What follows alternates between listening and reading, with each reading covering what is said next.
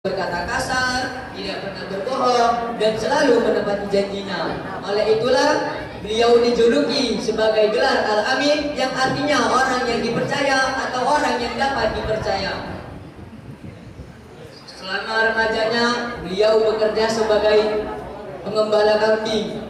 Pekerjaan sederhana itu mengajarkan arti kesabaran, arti ketanggung-jawaban, dan arti kemandirian. Setelah itu beliau membantu pamannya berdagang. Saat berdagang pun ia tidak curang, ia tidak membohongi, dan ia menjaga amanah. Dengan kesabaran inilah yang membuat saudagar kaya yang bernama Siti Khadijah tertarik kepada beliau dan akhirnya menikah kepada Rasulullah SAW. Saat Rasulullah berusia 40 tahun, Allah Subhanahu wa Ta'ala memberikan wahyu pertama kepada beliau saat beliau berada di Gua Hira, yang diturunkan melalui malaikat Jibril. Wahyu tersebut adalah perintah Iqra, yang artinya bacalah. Setelah itu beliau diangkat menjadi nabi dan rasul dan mengajarkan ajaran Islam dan menyebarkan ajaran Islam.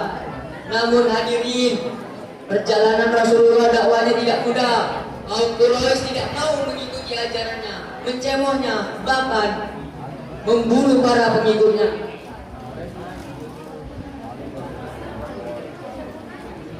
Keteladanan beliau juga terlihat ketika beliau hijrah dari Mekah ke Madinah. Rasulullah SAW membangun masyarakat yang damai, adil, dan penuh rasa persaudaraan. Beliau mempersaudarakan kaum Muhajirin dan Ansor, serta menjalin perjanjian damai dengan penduduk non-Muslim. Dari sinilah Islam berkembang pesat dan menyebar ke berbagai penjuru dunia.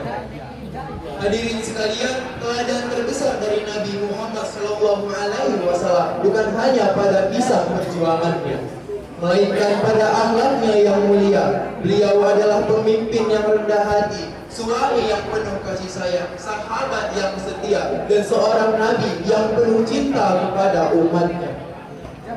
Pada tahun 632 Masehi, Nabi Muhammad SAW menyampaikan khutbah terakhirnya di Padang Arafah yang dikenal sebagai khutbah wada. Dalam khutbah tersebut, beliau menekankan pentingnya persatuan, keadilan, dan persamaan hak di antara seluruh umat manusia. Beliau menekankan pentingnya persatuan. Beberapa bulan setelah itu, Nabi Muhammad jatuh sakit. Pada tanggal 12 Rabiul Awal tahun yang sama, beliau wafat di rumah istrinya Aisyah dalam usia 63 tahun. Wafatnya Rasulullah meninggalkan duka yang sangat mendalam bagi umat muslim. Tapi